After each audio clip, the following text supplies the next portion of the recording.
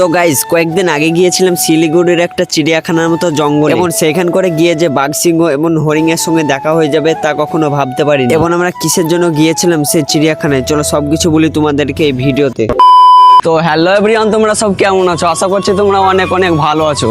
তো আমি অনেক ভালো আছি। তো আজকে ঘুরতে চলে এলাম শিলিগুড়ি। তো শিলিগুড়িতে আমি কি কি করব না করব সব কিছু শেয়ার করবো তোমাদেরকে। আর এখন আমরা বেঙ্গল সাফারি যাওয়ার জন্য রওনা দিয়েছি। দেখতে পাচ্ছ 2-3টা ভাই আছে আমার সঙ্গে।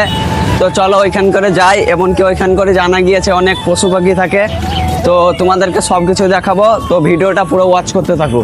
তারপরে শিলিগুড়ি বাস স্ট্যান্ড থেকে একটা টোটো ভাড়া করে রওনা দিলাম বেঙ্গল সাফারির দিকে। আর গাইস জীবনে ফার্স্ট টাইম এলাম শিলিগুড়ি শহরে, এবং এই শহরে ইন্ডিয়ান লোকের চেয়ে নেপালি লোক অনেক বেশি। এবং গাইস তোমরা দেখতে পাচ্ছ শিলিগুড়ি শহরে কিরকম ভিউ। এবং গাইস এই শিলিগুড়ি শহরটা শান্তশিষ্ট এবং গাছপালাতে ভরা, এবং এই শহরটাকে জঙ্গলি শহর বলে জানা গিয়েছে। আর আমি যতটুকু জানি ততটুকু তোমাদেরকে শেয়ার করছি। এবং তোমরা দেখতে পাচ্ছ আমার আশেপাশে চারিদিকে সব জঙ্গলে ভরা। তো অনেকক্ষণ যাওয়ার পর চলে এলাম সে চিড়িয়াখানার কাছে। এবং এই চিড়িয়াখানার টিকিটের দাম শুনে তো আমি পুরো অবাক হয়ে গিয়েছি, কারণ এখানকার টিকিটের ওভার প্রাইস হচ্ছে 200 টাকার উপরে। এবং এই টিকিটের দামের সঙ্গে অনেক কিছু ঘোরার ব্যাপার আছে। আর আমি তোমাদেরকে অত কিছু বলছি না, কারণ আমি যেটাই করবো সেটাই তোমরা দেখতে পাবে। তাই আমরা মিডিয়াম বাজেটের মধ্যে 450 টাকায় 3টা টিকিট কেটে নিলাম। এবং এই টিকিটের মধ্যে পাচ্ছি আমরা একটা মিনি বাসে পুরো জঙ্গলটা ঘোরার সুযোগ। তারপরে ঢুকে গেলাম সে জঙ্গলের মতন চিড়িয়াখানা। এবং প্রথমে ঢোকার পরে দেখতে পেলাম পার্কের মতন জায়গা। এবং এই জায়গাগুলো দেখার পরে চলে গেলাম আমাদের সে ট্রাভেলস বাসের কাছে। এবং সে বাসে চেপে রওনা দিলাম পুরো জঙ্গলটা ঘুরে দেখার জন্য। তারপরে অনেকক্ষণ মিনি বাসে যাওয়ার পর চলে এলাম সে গভীর জঙ্গলে। এবং সে গভীর জঙ্গলে আসার পরে দেখা পেয়ে গেলাম বনের রাজা সিংহর সঙ্গে। এবং সে সিংহটাকে ভরে থুয়েছে খাঁচার মধ্যে। তারপরে আর কিছুক্ষণ যাওয়ার পর দেখা পেলাম হরিণ এর সঙ্গে। এবং সে হরিণ গুলো কিন্তু জঙ্গলে ঘুরে বেড়াচ্ছে। তারপরে দেখা পেলাম ভালুকে, এবং সে ভালুকগুলো কিন্তু জলে গোসল করছে। তারপরে চলে গেলাম অন্য সাইডে। আর অন্য সাইডে আসার পরে গাইস দেখা পাওয়া গেল সে রয়্যাল বেঙ্গল টাইগারের সঙ্গে। এবং তোমরা দেখতে পাচ্ছ সে বাঘগুলো কিন্তু জঙ্গলে ছাড়া রয়েছে। এছাড়া অন্য বাঘগুলো কিন্তু খাঁচাতে বন্দি করে রেখেছে। আর গাইস আমি তোমাদেরকে অনেক বাঘ সিংহ দেখালাম, এবং তোমরা আমাকে দেখাও এই ভিডিওতে একটা ফলো করে, এবং নেক্সট কমেন্ট করো আর কোথায় যাবো। আমার ভিডিওটা এই পর্যন্ত দেখা যাচ্ছে আর একটা নতুন ভিডিওতে।